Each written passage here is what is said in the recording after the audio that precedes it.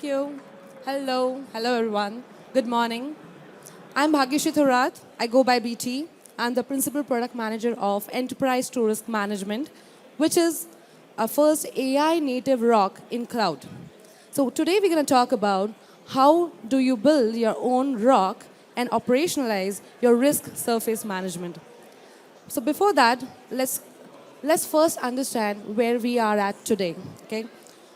We have seen vulnerability management teams traditionally working on scanning and patching, but the role of vulnerability management has now evolved.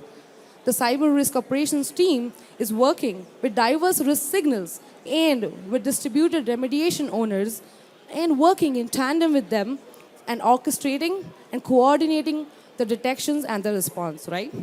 But is there a problem? Yes, there are some problems. The next 3 slides, what I want you guys to do is look at the statistics and see where you are at, okay? And by the end of the session, by the way, James here, hi James, yeah, he's gonna hand a key card to you. You can go at the back of this booth and there's a ROC world, you can scan it.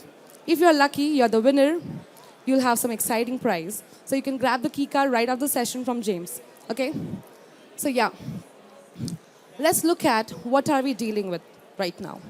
What are we seeing is that the rate at which the vulnerabilities are coming into the system is increasing. It's like 39% year on year. At the same time, the time to exploit is decreased by 70%. And more than 50% of the data breaches that are occurring is because of the lack of coordinated response between the risk owner and the remediation owner, right? Do we also face the same thing here? Yeah? So, but the next thing, let's look at the stats for remediations. Our researchers, we looked at all of the data, especially past user data, and what we saw, out of the open vulnerabilities that we had, 20% of them were critical. The ones that were fixed were low and medium, which means that we are not definitely targeting the right things. There's a problem in prioritization. At the same time, 1 in every 4 ransomware attacks that have happened, it is because of a vulnerability that stayed in your system. It survived in your system. So it's important to know how long a threat is surviving in your system. How much time does it take to exploit? It takes 5 days on average to exploit an external facing assets. Here are the stats. This is the average MTTR across all of these industries. So don't feel bad if you see your industry here. Just ask yourself if you are better than the average. If not, now you know why your SOC team never sleeps, right? So what we are seeing is how many tools, well, I just disclosed that. It was a question. How many tools do we think every organization have in their system? There are 70 plus, by the way. We did a survey, and it was every organization had 70 plus different tools in their organization securing their various digital assets. So this is what is the state of cybersecurity risk management today. We have 10 different tools telling you what is critical. We have 10 different conflicting opinions about risk, right? And every tool is churning out thousands and millions of findings, right? We are doing detections at machine speed. And of course, we don't have just one tool, right? We have many of these, correct? And every tool has its own definitions of what is critical. But the problem is all of these tools are not talking with each other. A vulnerability here, a misconfiguration there, we don't know until we correlate that. We cancel out the noise. So what we need is a single pane of glass, which cancels out all of the noise, brings out what's most important here, and not just looks at the risk like a list, but like a puzzle. A vulnerability here, a misconfiguration there, an identity there, and correlate there to identify the indicators of exposures, right? So, what do we need today? What we have defined is that why do we need ROC? What we are defining is what is ROC. ROC is a centralized SPM, which needs to be vendor agnostic. It does not matter which tool you use, but the orchestration and the response needs to be coordinated, right? That's what ROC here is, guys.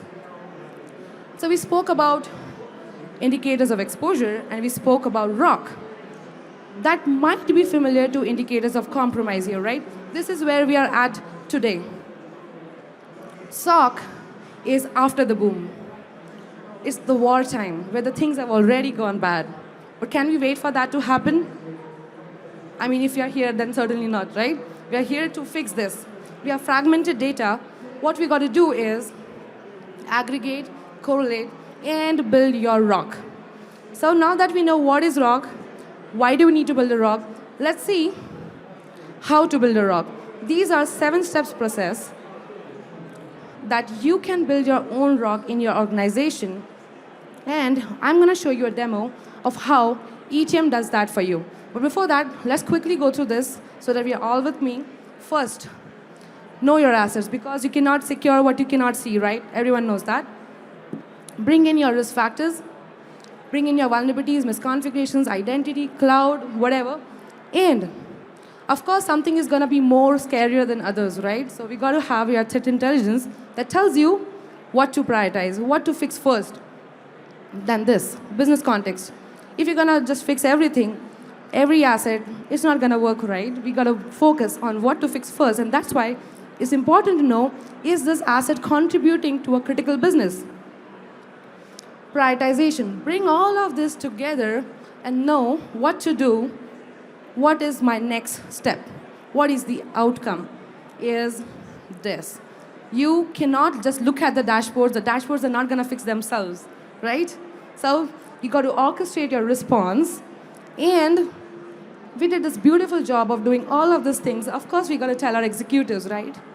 We got to build those executive reports. We got to build those audit reports to tell them that, hey, we are good.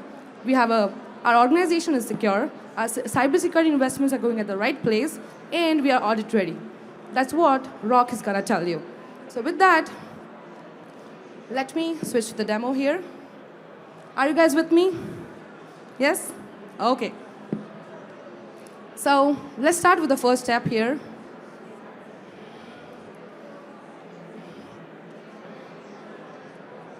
Okay, let's see how Enterprise TruRisk Management builds ROC. So first step is your inventory. What we do is important to know your external attack surface and your internal attack surface. So when you sign up to ETM, what it does, it scans your external attack surface to know what are your internet-facing assets, what are your organizations and subsidiaries, and what you can do next is convert these subsidiaries into logical business units so that you can tie your assets to what is critical. This asset is part of my checkout app. It's part of my payment app. This is of my inventory app, right? That's what business entities got to tell you. Let's create business entities. Okay, perfect. What's the next step? Next step is to know all of your assets, right? And of course, you're not going to use all of the Qualys things, but we highly recommend you to do that, in fact, But we understand it's not going to be the reality. So what we can do is build in connectors to bring all of your data from third party into ETM.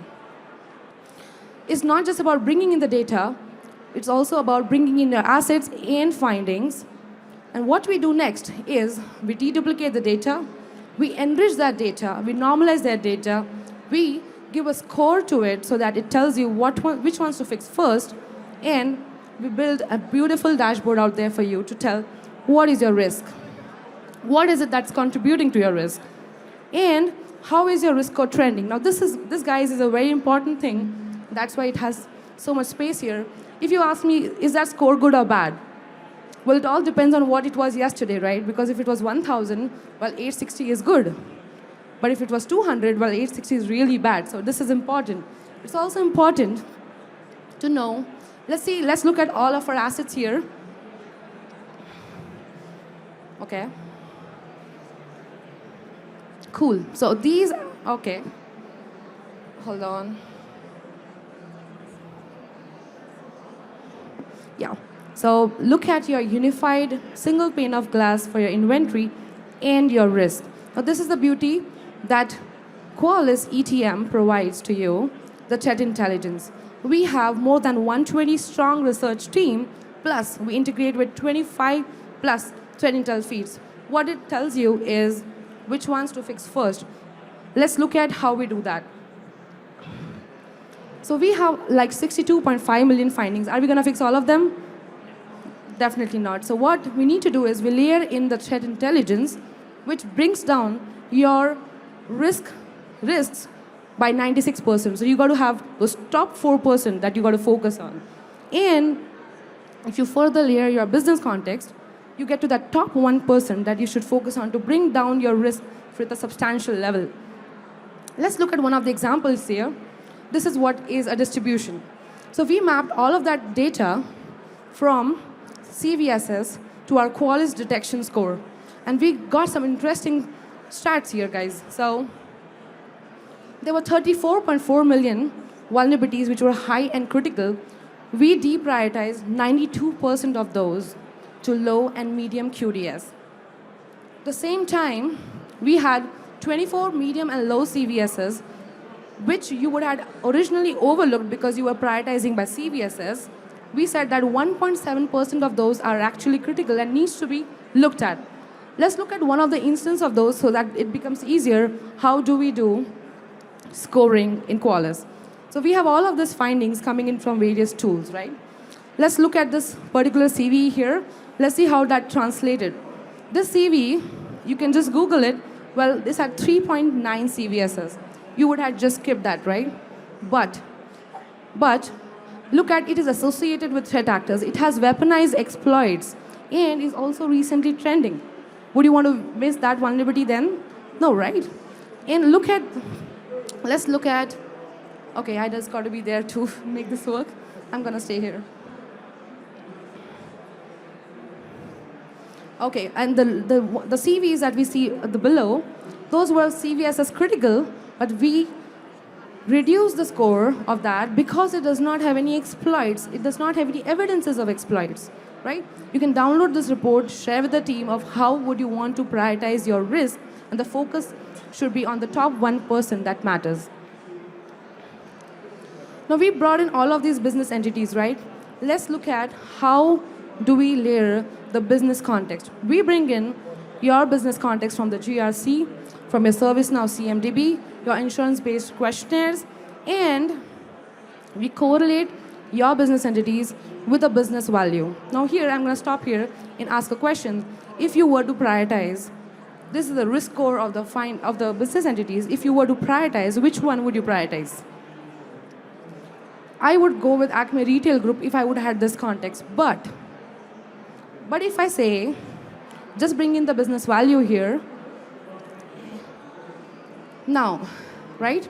The answer changes. I would have originally focused on Acme Retail Group because it had the maximum score, but Acme Capital, which had a medium score, has the most business value. Now my decision changes, right?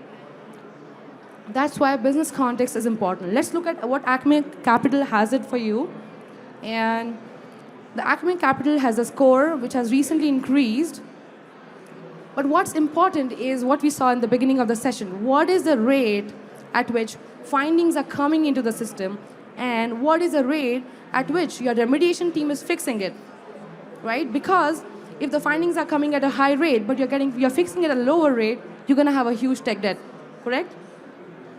So this is important to know that what is the rate at which findings are coming into your system, but what's also important is to know how long any finding is surviving in your system, right? This is here is an MTTR. It says that you are taking 56 days to fix 50% of your findings. Look at the tail there. You are taking 80 plus days to fix 20% of your findings. This data is for internet-facing assets and critical findings. This is the tail that the attackers are gonna look at and exploit, right?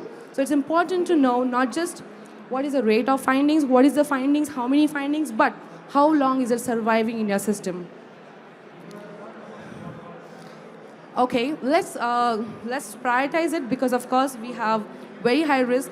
We have a workbench that tells you these are your risk remediation plans that you can use, and we enrich your data with patches, with mitigations and create a remediation plan for you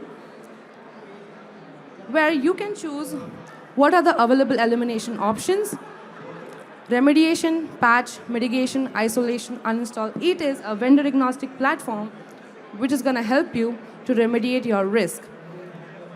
And finally, the executive reports. I don't know why it's not. Okay, cool. Yeah. Finally, the executive reports that you can share with your teams, you can share with your leadership, and you can share with your audit board to see what is the risk of your business entities, what does your threat landscape look like, what are the weekly insights, how is your vulnerability landscape, what are your audit readiness, and so on. But here's the twist, guys. Here's the twist. This is what we are doing. But today we're going to launch some things very, very exciting. We have been doing all of this since past 1 year, but all of this is happening at human speed. All of this still needs human intervention. What we got to reach is we got to reach at machine speed. And that's why today we are unveiling first agentic AI to power the industry's first AI native ROC. Well, let's talk about what do we have to offer here. We have a marketplace of cyber risk agents. Your skilled digital workforce who's going to work alongside with you. It's going to augment your security teams for autonomous risk management.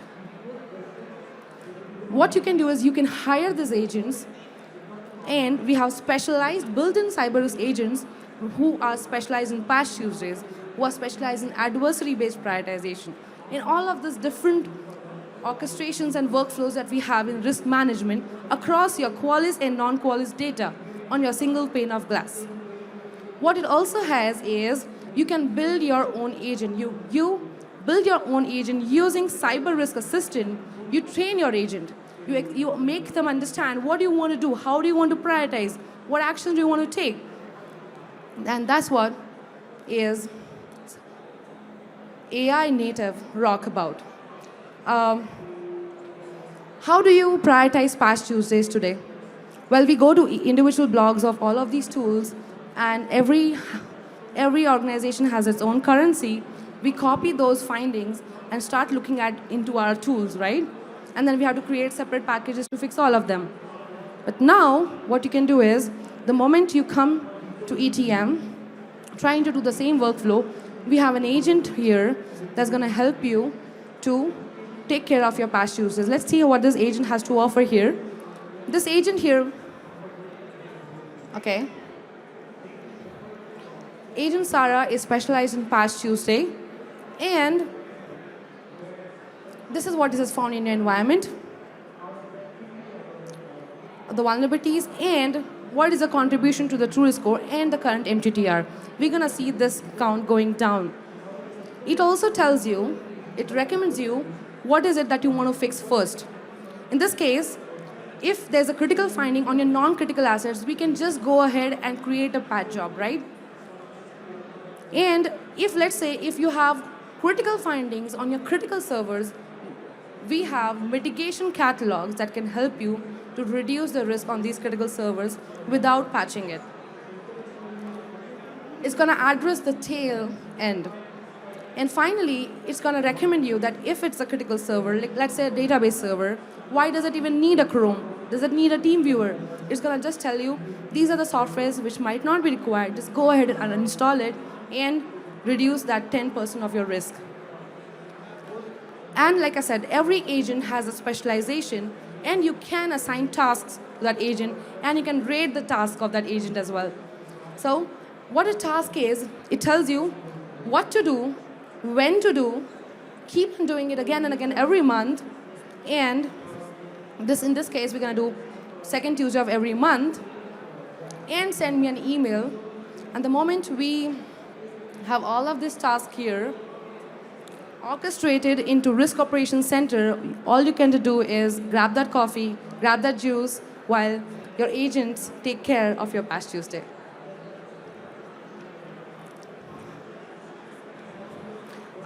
And of course, it tells you what is the outcome, because we are no longer in a generation where we would want to see the outputs, we want to see outcomes. right? So the outcome is it's going to reduce your score, it's going to help you reduce your time to respond, it's going to cover your patch, and it's going to tell you what I did not look at, please go ahead and do something about it. So it's like your virtual human colleague that's doing some of those tasks that you keep on repeating again and again.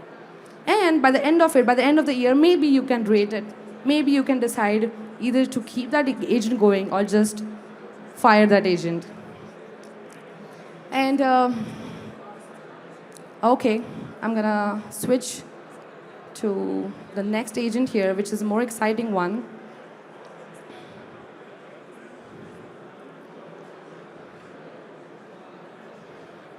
Okay, so what happens when your CISO sees an email that, hey, there's a Blackbuster threat feed and it might impact your industry?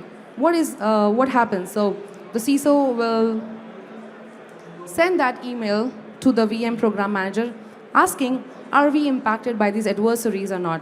Right? This is the traditional way of doing things. You get an email and suddenly you are looking at correlating the threat feeds with the vulnerabilities, right? You're trying to look at, are we impacted or not, and creating a dashboard across 10 different tools. But now what you can do simply is ask your cyber risk assistant that, hey, tell me the trending threat actors which are applicable to me. It's going to analyze your data and tell you this is your impact and these are the summary of your insights. Let's assess the exposure to the environment, and it tells you what are your assets, internet-facing assets, and total number of assets and the contribution to the score. It also tells you what can you do to fix it. It has recommended what can you patch, fix, and contain, and what would be the score if you fix all of these things. And the beauty here is after you have done all of these things, you can say, hey, can you create an agent for me? I don't want to do it again and again every time my CISO sends me an email. So we can just go ahead and create an agent here. Yes.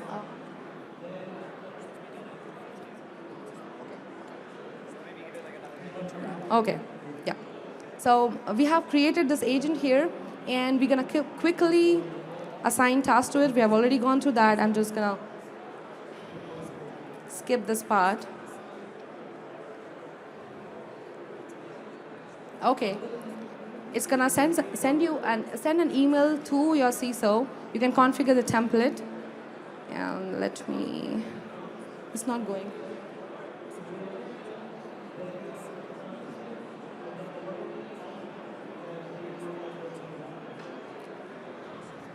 Okay, yeah, machine speed. Yes.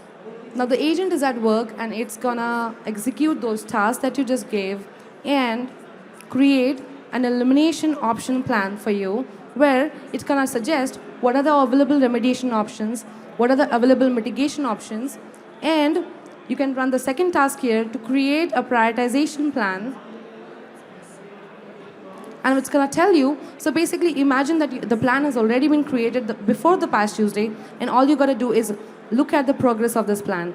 And when the CISO gets an email, it's notified about all of the exposures that you have for the adversary-based prioritization, and there's a report that the CISO can download and look at what is my risk to these adversaries, what are my impacted assets, what are my findings, and what are the top contributing risk factors, plus how is the impact looking per business entity. So this is a new way of how you would rather do adversary-based prioritization. Instead of doing it manually, you can just create an agent for you that can do this task for you. And you can look at the plan progress.